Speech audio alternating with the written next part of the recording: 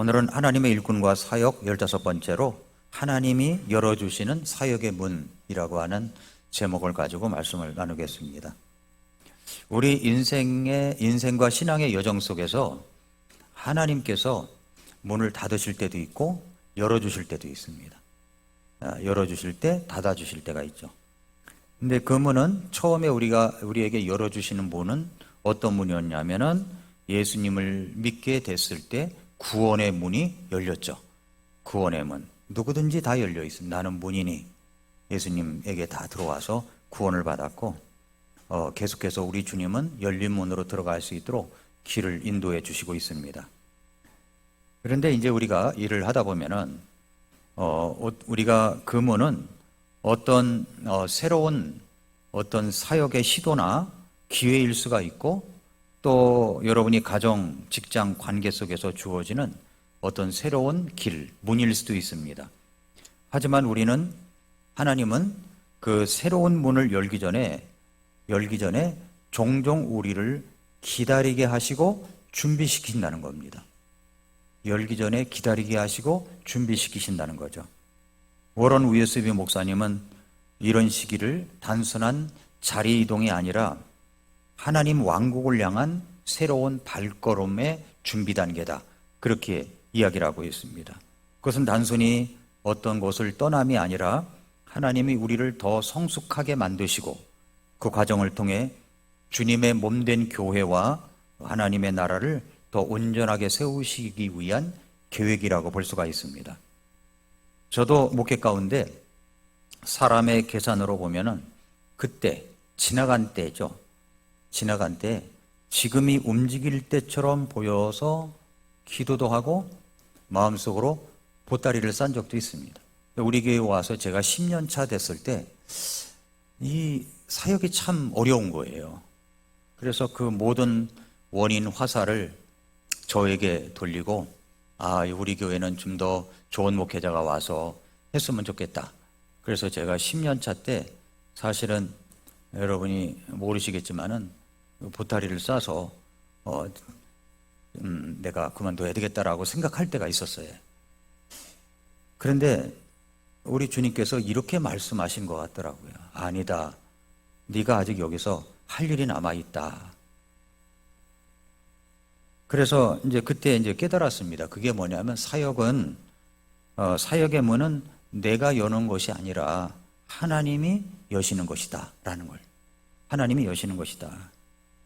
요한계시록 3장 7절에서 하나님이 여시는 문은 아무도 닫을 수 없고 닫으시는 문은 아무도 열 수가 없다라고 했습니다.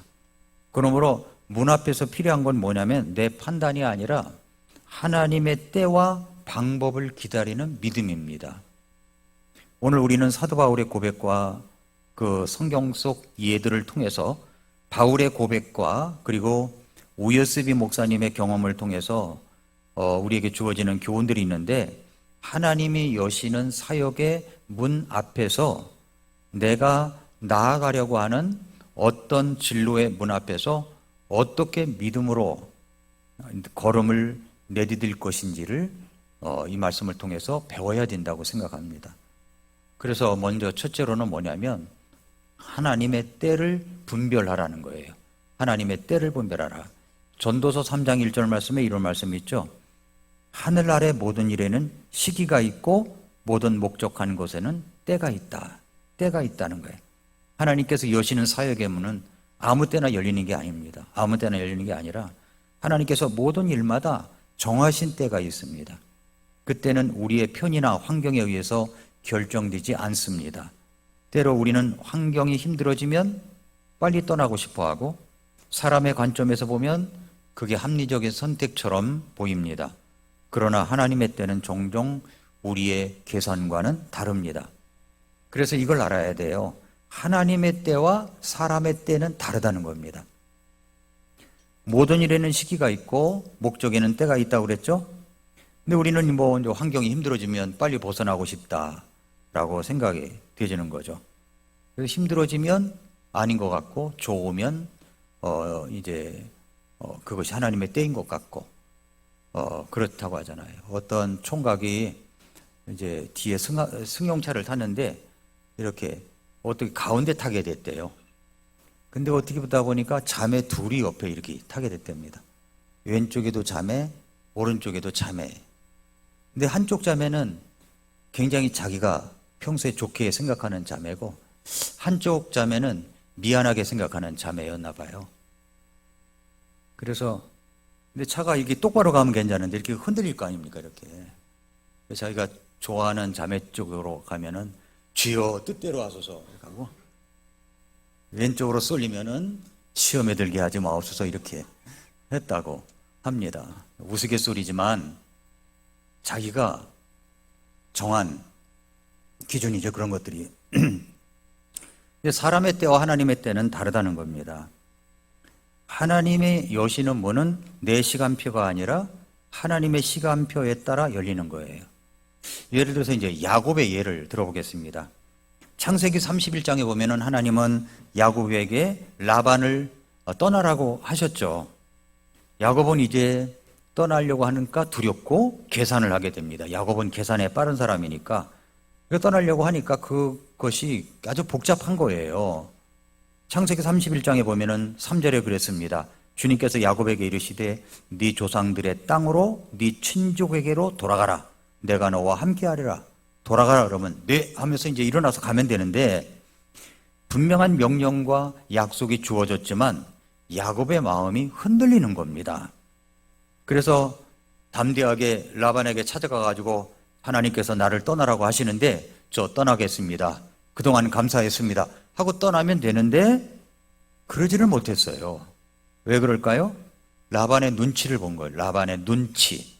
라반은 야곱이 있는 동안에 자기 소유가 크게 늘어난 것을 알았지만은 그를 이제 붙잡아 두려고 한 거죠. 어떻게 해서든지 이 모양 저 모양으로 붙잡아 두려고 했습니다.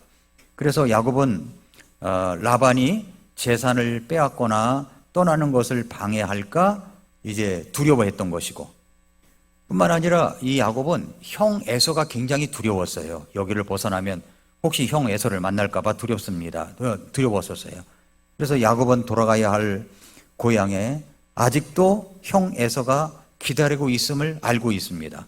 옛날에 자신을 죽이겠다고 해서 도망쳐 나왔는데 그렇게 마음이 쉽게 정해지지 않는 겁니다. 그리고 야곱은 이제 혼자가 아닌 겁니다. 어떻게 다 보니까 와이프가 4명인 거예요.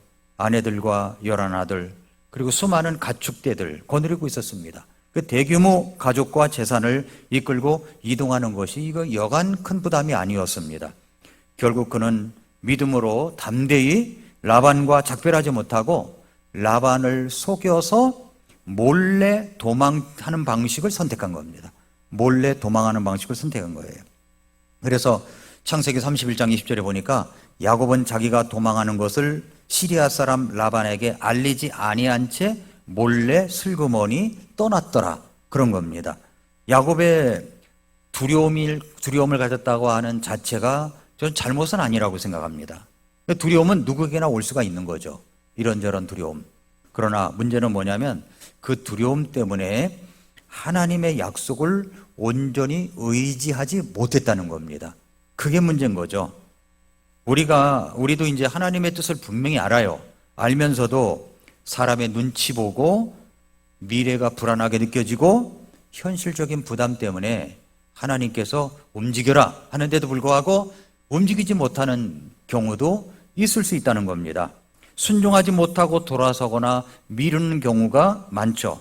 그러나 믿음은 두려움이 없는 상태가 아니라 두려움 속에서도 하나님을 신뢰하며 담대히 나아가는 것이 믿음입니다. 믿음.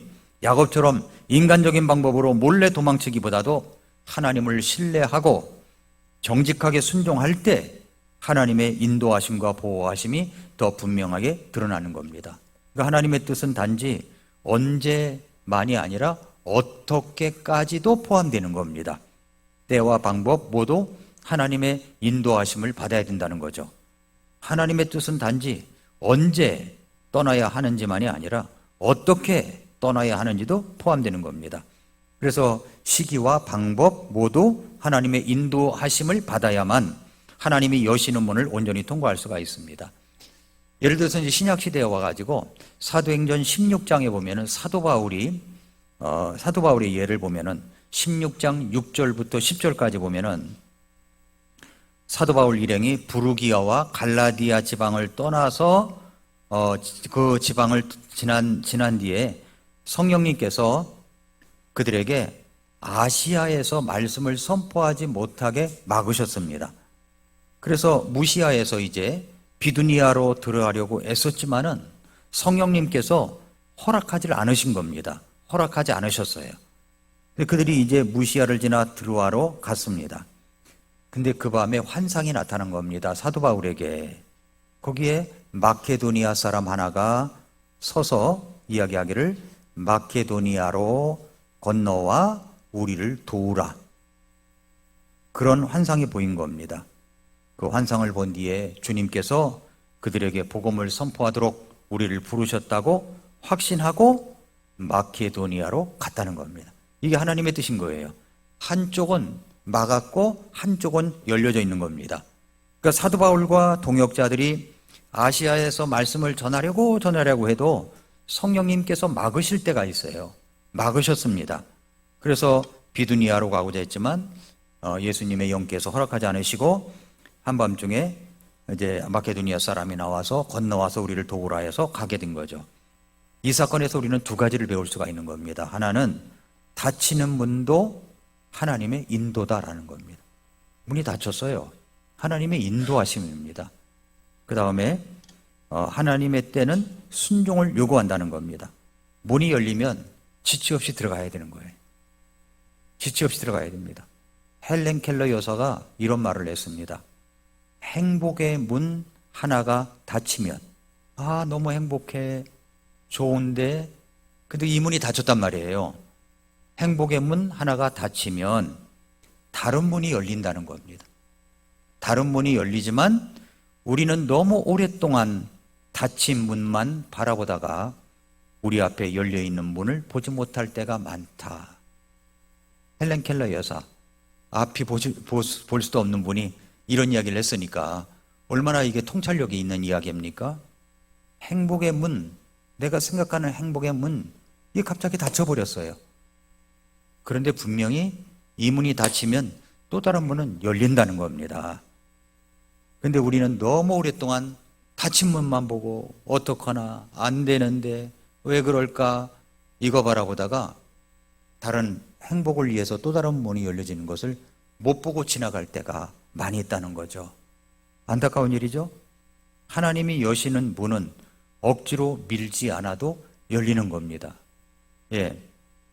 억지로 열어젖힌 문은 결국 문제가 생길 수가 있어요.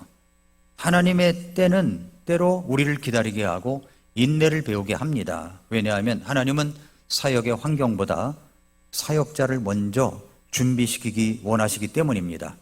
지금 내가 서 있는 자리가 고난 때문에 떠나고 싶은 자리입니까? 아니면 하나님이 아직 머물라 하시는 자리입니까? 내가 찾는 답은 내 감정과 상황에서 오는 것입니까? 아니면 기도와 말씀에서 오는 것입니까? 성도 여러분, 하나님이 여시는 사역의 문은 우리의 시간과 다를 수 있습니다. 하나님이 아직 열지 않으신 문 앞에서 기다리는 것은 아주 힘든 일입니다. 그러나 그 기다림 속에서 하나님은 우리를 다듬으시고 사역의 다음 발걸음을 준비시키십니다. 하나님의 때를 분별하는 것은 사역의 성공이 아니라 사역자의 순종을 위한 첫걸음이다 하는 겁니다. 그래서 우리는 첫 번째로 하나님의 때를 분별하라 이 말씀을 여러분에게 드립니다. 두 번째, 하나님의 목적은 사역이 아니라 일꾼이라는 거예요. 사역이 아니라 일꾼이다. 빌립보서 1장 6절에 보면은 너희 안에서 선한 일을 시작하신 분께서 예수 그리스도의 날까지 그 일을 이루시리라는 것, 바로 이것을 나는 확신하노라. 우리는 사역의 결과물, 예를 들어서 건물, 예산, 프로그램 이런 것에 우리의 눈을 고정하기가 쉽습니다. 하지만 성경은 하나님이 사역의 결과보다 사역자를 빚으시는 분임을 분명히 말씀하시고 있습니다. 일꾼을 빚으신다는 거죠. 그래서 웨런 위어스비는 이런 얘기를 했습니다. 하나님의 관심은 하나님의 왕국의 사역뿐 아니라 그 일을 맡은 일꾼에게 있다는 거죠. 일보다 일꾼에게 있다는 거죠. 그러니까 하나님은 건물보다 사람을 세우시는 일에 집중하십니다. 하나님은 우리가 무엇을 만들었는지 보다는 우리가 어떤 사람으로 변화되었는지를 보신다는 거예요. 출애굽기에서 성막이 있는 것도 중요해요. 성막을 짓는 것도 중요하지만 그 과정에서 모세와 백성들의 순종과 거룩함을 지키는 것, 이것이 더 중요한 겁니다. 빌립보서 1장 6절, 너희 안에서 선한 일을 시작하신 분께서 예수 그리스도의 날까지 그 일을 이루시리라는 것, 바로 이것을 나는 확신하노라고 이렇게 선언합니다. 여기서 선한 일은 단순히 사역의 프로젝트가 아니라 사역자를 향한, 일꾼을 향한 하나님의 변화시키는 사역을 말하는 겁니다. 그래서 우리는 우여수비 목사님 전에 이야기도 했지만은 무디교회를 놓고서 방송사역을 한다고 그랬잖아요. 그 무디교회 그 튼튼한 보장된 사역의 자리를 놔두고 방송일을 시작할 때 많은 사람들이 이해할 수 없는 시선과 비난이 있었지만은 이것은 바로 하나님께서 그 문을 열어주셨기 때문에 그쪽으로 갔다라고 이야기를 합니다. 하나님이 여시는 사역의 문은 그런 것을 통해서 우리가 한 단계 더 성숙한 자리로 부르신다는 거죠. 그것은 단순히 더 큰 교회, 더 좋은 조건으로 우리가 옮기는 것이 아니라 영적으로 더 깊어지고 더 온전해지는 하나님의 왕국을 위한 다음 단계다 하는 겁니다. 자, 요한복음 21장에 보면 부활하신 예수님이 갈릴리 해변에서 베드로를 다시 만나 부르시는 장면이 나오죠. 베드로는 이미 예수님의 제자입니다. 사역의 경험도 많았어요. 그러나 예수님께서 제자들을 왔을 때 조반을 먹게 한 후에 뭐라고 물으셨습니까? 네가 나를 사랑하느냐? 이거부터 물으신 거예요. 네가 나를 사랑하느냐? 그 질문을 3번 연거푸 물으셨습니다. 그러니까 예수님은 뭘부터 이게 회복시키기를 원하시냐면 불러가지고 일부터 시키는 게 아니라 마음부터 회복시키기를 원하시는 거예요. 마음의 회복이 첫 번째인 겁니다. 그래서 베드로를 만났을 때 네가 나를 사랑하느냐 하는 이 동기부여, 그 동기가 똑바로 관계 설립이 되어 있다면 어떤 일을 맡겨도 기쁨으로 하는데 관계가 되어 있지 않은 상태에서 일을 맡기면 나중에 가면 또 고장이 나고 문제가 일으켜질 수 있다는 겁니다.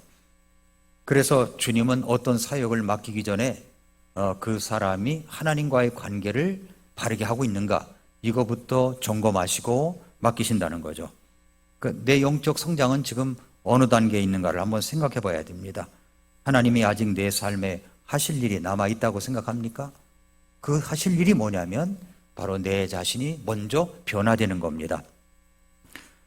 성도 여러분, 하나님이 여시는 사역의 문 앞에서 가장 먼저 물어야 할 것은 하나님, 이 과정을 통해 저를 어떤 사람으로 빚으시고자 하시는 것입니까? 이겁니다. 이거예요. 그래서 사역의 문은 사역을 위해 열리는 것이지만 그보다 더 깊은 목적은 우리 자신을 변화시키는 것이다 라고 하는 것, 우리가 알아둘 필요가 있습니다. 자, 마지막 3번째는 뭐냐면 감사와 기대의 태도로 이동하라는 거죠. 빌립보서 3장 13절 14절 한번 열어보십시오. 빌립보서 3장 13절 14절.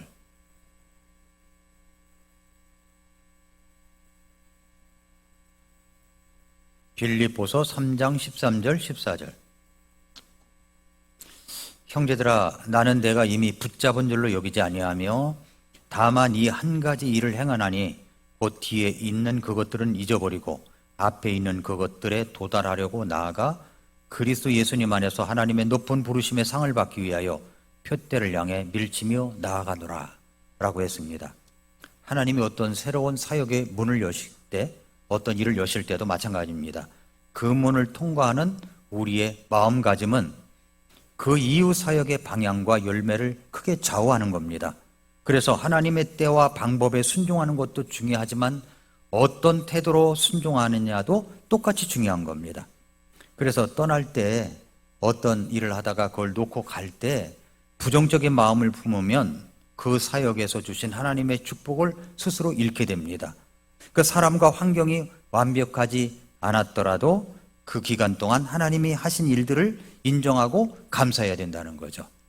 그래서 이제 교회 사역에 대를 이어서 이제 담임 목사가 물러나고 후임자가 올 때 우리 이걸 조심해야 되는 거예요. 담임 목사 물러나는 원로 목사가 되는 그 수준만큼 담임 목사가 그 정도는 안 되는 거예요. 그 정도는 안 되고 그래도 모든 걸 인정해주고 이 담임 목사는 떠나야 되는 겁니다. 물러나서 떠나야 된다는 거죠. 물러나야 된다는 거죠. 근데 물러났는데도 불구하고 보니까 자기가 할 때보다는 뭔가 서투른 게 많고 성도들이 볼 때도 그렇고 그러면 여기서 물러난 사람이 참견을 하기 시작하면 그때부터 문제는 발생하는 거예요. 그래서 이런 걸 알아야 됩니다. 위임했으면 믿어주고 따라가야 되는 거예요. 처음부터 그런 게 어디 있어요? 처음부터 잘하는 사람이 어디 있어요? 제가 35살, 6살 때 우리 교회 담임 목사로 왔습니다. 그때 얼마나 어설펐겠습니까? 그때 우리 안수 집사님들 계시지만은 얼마나 볼 때 어리고 어설펐겠어요. 그런데 믿어주고 기다리시는 거예요. 인정해주고 항상 담임 목사 편에서 생각해주고 저는 그거를 잊지를 못해요. 잊지를 못합니다. 제가 베들리 성도팀 내기에 후임자로 갔었습니다. 1년간 있었어요. 거기서 1년간. 근데 우리 교회는 교회 담임 목사가 없는 자리였었어요. 근데 우리 교회 이제 그때 당시에 집사님 3분이 찾아와서 담임 목사로 보내달라고 요청한 겁니다. 그때 이제 서영계 목사님이 담임 목사님이셨었는데 그 3 집사님을 얼마나 참 인격적으로 좋게 평가하시는지 몰라요. 참 좋으신 분들이다. 그리고 지금까지 온 겁니다. 제가 지금까지. 그러니까 어떤 일을 할 때 이제 나중 일이겠지만 그냥 금방 지나갑니다. 이제 이것도 세월이 빨라서 그럴 때 다음 후임자가 올 때 그 후임자에 대한 믿어주고 기다려주는 그것은 성도들의 몫이라는 겁니다. 거기에 이제 우리가 어떤 잘못된 평가를 내리고 하나님보다 앞서가면 문제가 일어날 수가 있다는 거죠. 이스라엘 백성들이 이제 광야에서 나왔습니다. 이제 광야에 들어왔습니다. 사람과 환경이 완벽하지 않았더라도 그 기간 동안 하나님이 하신 일들을 인정하고 감사해야 되는데 이스라엘 백성들이 이제 광야를 지나면서 한 일이 뭐냐면 계속 원망한 거예요. 계속 원망해요. 자, 이집트에서는 뭘 했냐면은 종으로 있었죠. 그 종은 뭡니까? 주는 밥만 먹으면 돼요. 주는 밥만. 노동하고 나가서 몫을 주면 먹고 그것만 하면 끝나는 겁니다. 자기 일을 개척한다는 게 없습니다. 자기 사업을 벌이는 것도 없어요. 종들이기 때문에, 노예들이기 때문에 그런 게 필요 없죠. 그러면 이제 새로운 가나안 땅으로 가는 길에 있어서 이들이 이제 광야길로 들어섰습니다. 모든 것이 어설퍼요. 불편합니다. 어렵습니다. 힘듭니다. 때로는 배가 고프기도 하고 때로는 목이 마르기도 합니다. 그랬을 때 이스라엘 백성들은 뭐냐면 야, 우리 이런 과정은 있는 거야. 우리 하나님의 때를 기다려보자 하면서 모세와 함께 기도하고 그러면서 나간 게 아니라 계속 불평을 한 겁니다. 계속 투덜투덜대고 불평하고 물이 없네, 먹을 것이 없네, 뭐가 없네. 우리가 그래도 이집트에서 먹었던 수박 맛이 좋았고 뭐가 좋았고 계속 고기가 그립고 고기 까마 곁에 있을 때가 좋았고 계속 그걸 이야기한 겁니다. 과거를 단절하지 못하고 그렇다는 거죠. 그 결과가 어떻게 됐어요? 하나님이 주신 이 광야의 훈련과 공급하시는 은혜를 누리지 못한 겁니다. 지금 가나안 땅으로 가는 길이잖아요. 광야는 거쳐가는 길이잖아요. 가나안 땅에 도착하지도 않았는데 마치 광야가 가나안처럼 생각되는 겁니다. 그러니까 불평이 나오고 하나님이 훈련하신다는 것을 생각하지 못하는 거죠. 여러분이 걸어온 사역의 길을, 어떤 일들을 돌아볼 때 하나님이 보내주신 동역자들이 있고 함께 울고 웃었던 성도들이 있습니다. 그러면 그런 분들 때문에 공급하신 모든 은혜를 감사로 고백해야 된다는 겁니다. 이런 좋은 성도 있어서 감사하고, 좋은 사역자가 있어서 감사하고, 이런 감사가 있어야 된다는 거죠. 그런데 우리가 전에는 이랬었는데 하면서 불평하기 시작하면 그건 끝도 없이 불평으로 이어지고, 이상하게도 한 사람이 불평하면요, 이게 전염이 금방 돼버려요. 그룹이 돼버려요, 그룹이. 그래서 우리는 불평의 말을 할 때 조심해야 되는 겁니다. 그건 화장실에 가서 혼자 하셔야 되는 거예요. 나왔을 때는 딱 물과 함께 내려버리고, 그리고 혼자 해야 된다는 거죠. 그래서 그 다음 사역자가 왔을 때 그 후임자를 축복하라는 겁니다. 축복하라는 거예요.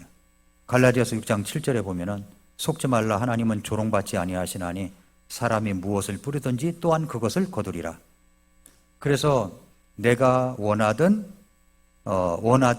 후임자도 그렇게 대접을 해줘야 된다. 자리를 빼앗기는 마음이 아니라 후임자가 잘 정착하도록 모든 환경을 마련해 주는 것이 성숙한 떠남이다. 이런 우혁신 목사님이 그 이야기를 하고 있어요. 저도 이 말에 아주 절대적으로 공감합니다. 저는 우리 교회 전도사님이랑 미팅을 하면은요, 화요일 날도 1시간, 토요일 날도 1시간 이상을 해요. 둘이 무슨 할 말이 많겠어요. 그러나 제가 사역에서 일어난 일들을 다 이야기해주고 정보를 공유합니다. 앞으로 이런 일들이 있을지도 모르고 저런 일들이 있을지도 모르고 이런 일들을 이야기합니다. 그것이 뭡니까? 그것이 미리 이제 이야기를 해주는 거죠. 잘 정착하고 좋은 사역자가 될 수 있도록 그렇게 이제 이야기를 해줍니다. 여러분은 모르시겠지만은 우리 교회 사역자로 들어오면 제가 훈련을 굉장히 좀 세게 시킵니다. 설교를 하더라도 이제 설교 평가를 앉아가지고 다 하고 그걸 나누고 합니다.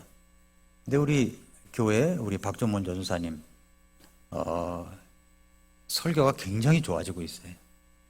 수요일날 여러분이 오시는 분들은 느낄 겁니다.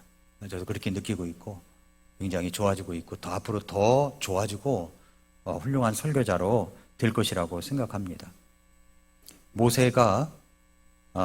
모세는 요단강을 건너지 못했어요.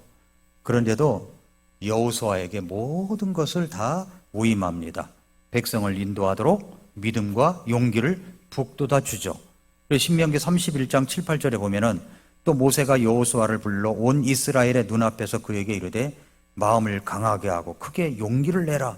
네가 반드시 이 백성과 함께 주께서 그들의 조상들에게 주리라고 맹세하신 땅으로 가서 그들이 그 땅을 상속하게 하리라. 주 그분은 너보다 앞서가시는 분이시니라. 그분께서 너와 함께 하사 너를 떠나지 아니하시고 너를 버리지 아니하시리니 두려워하지 말라, 놀라지 말라. 이러면서 여호수아에게 모세가 굉장히 격려하는 것을 볼 수가 있습니다. 자신의 시대가 끝났음을 인정하고 다음 세대를 축복하는 역할에 최선을 다했습니다. 바로 이런 모습이 있어야 된다고 말씀하고 있는 거죠.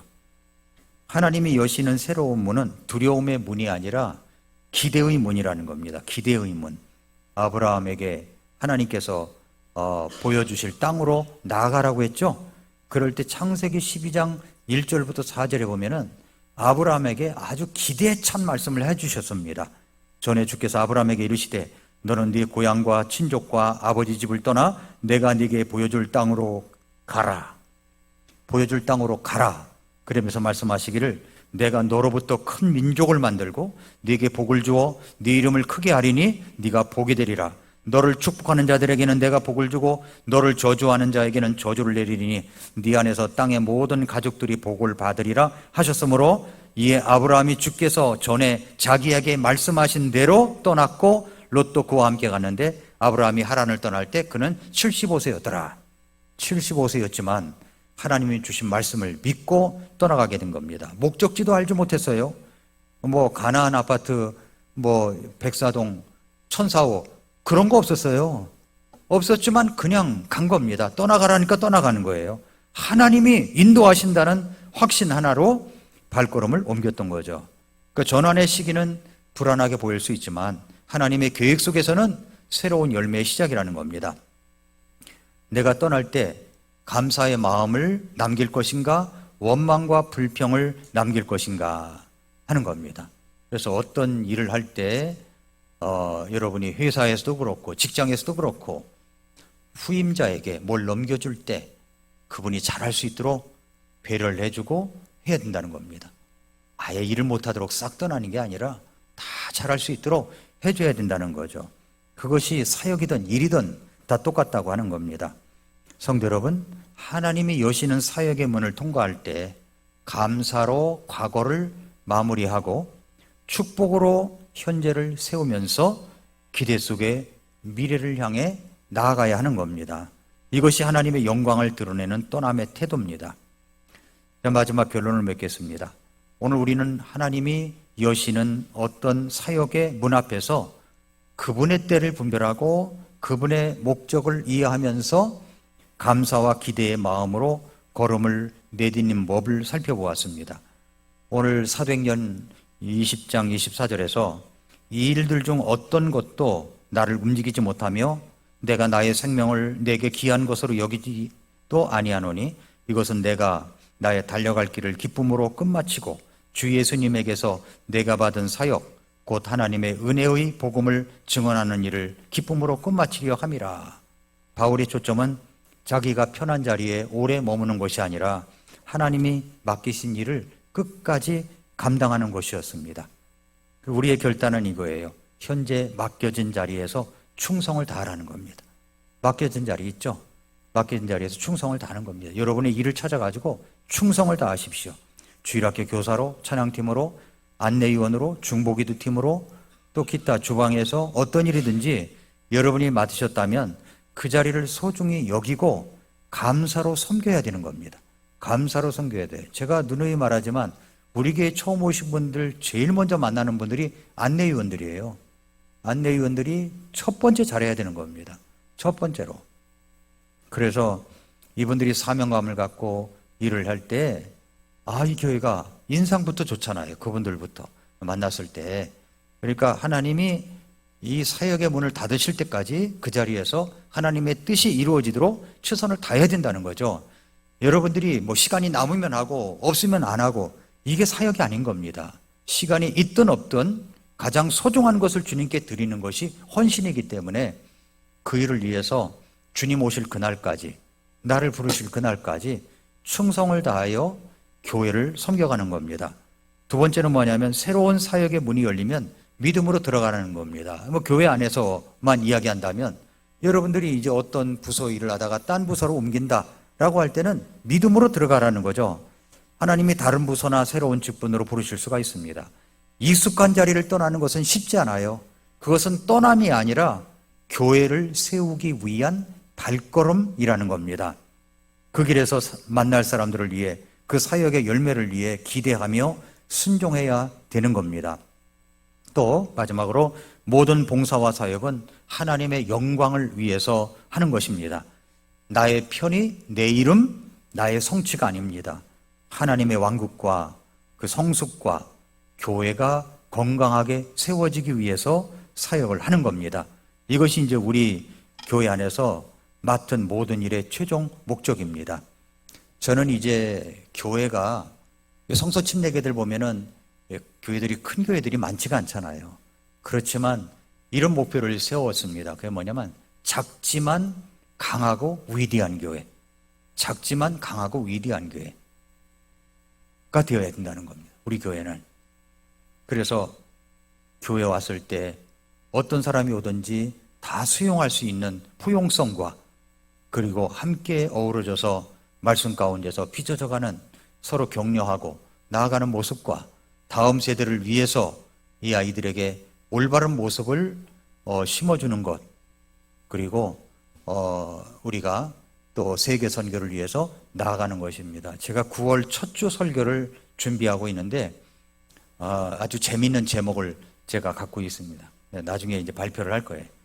근데 첫 주에 아이들도 암송도 시키려고 생각을 하고 있고, 또 우리 첫 주에 아이들을 위한, 다음 세대를 위한 메시지를 해줘야 되겠다. 왜냐하면 2학기 출발 9월 첫 주니까. 그래서 지금 기도하고 메시지를 준비하고 있습니다. 에베소 4장 16절에 보면은 그분으로 말미암아 온몸으로 각 부분이 분량대로 효력 있게 일함에 따라 모든 마디가 공급하는 것에 의해 꼭 맞게 함께 결합되고 꽉 차서 그 몸을 자라게 하여 사랑 안에서 스스로를 세우느니라 말씀했습니다. 지금 하나님은 여러분을 우리 교회가 건강하게 되는 사역 속에서 부르시고 쓰시기를 원하십니다. 그러면 그 문을 열어주실 때 기꺼이 가시길 바랍니다. 기꺼이 헌신하시기 바랍니다. 우리는 모두 인생의 여러 시점에서 하나님이 여시는 문 앞에 서게 됩니다. 그 문은 어떤 때는 교회 봉사의 자리일 수가 있고, 가정에서는 부모로서, 배우자로서의 역할일 수도 있고, 직장에서는 그리스도의 향기를 나타내는 기회일 수도 있습니다. 하나님이 여시는 문은 결코 우연이 아닙니다. 그 문은 하나님의 시간표 속에서 여러분을 세우고 교회를 세우며 복음을 전하기 위해서 준비된 길입니다. 그러므로 현재 맡겨진 자리에서 여러분, 우리가 충성을 다해야 됩니다. 어떤 일이든지. 우리 교회 오케스트라 보면은 아주 희망적이에요. 얼마나 열정적으로 하는지 몰라요. 오늘 우리 이명숙 자매님 솔리스트로 독주하셨죠? 저는 정말 감동이었습니다. 저도 이제 클라리넷을 했잖아요. 오랫동안 쉬었거든요. 연습을 하려고 하니까 이게 마음대로 되는 게 아닙니다. 그런데 우리 오케스트라에 보면은 클라리넷 하시는 분들 꾸준하게 그 자리에 앉아서 열심히 다 하는 것을 보면은, 플룻도 보고 이렇게 연주하는 걸 보면은 참 집중적으로 열심히 잘한다, 그렇게 생각이 들었어요. 그게 뭡니까? 예배를 우리가 하나님 앞에 드리는 것이고 교회를 세워가는 일입니다. 그게 하나하나가 어렸을 때부터 그게 습관이 되어서 이제 자라서도 이제 계속 오케스트라 할 수 있지만은 아주 아름다운 일이라고 저는 생각을 합니다. 성도 여러분, 우리 교회는 작지만 강하고 위대한 교회, 이 교회를 세워가야 됩니다. 하나님께서 이제 교회를 성장시키고 인도하시는 것은 하나님이 인도하실 겁니다. 억지로 되는 것이 아니에요. 그래서 하나님께서 인도하시는 그날까지, 우리 부르시는 그날까지 충성된 일꾼들이 될 수 있기를 바랍니다. 기도하겠습니다.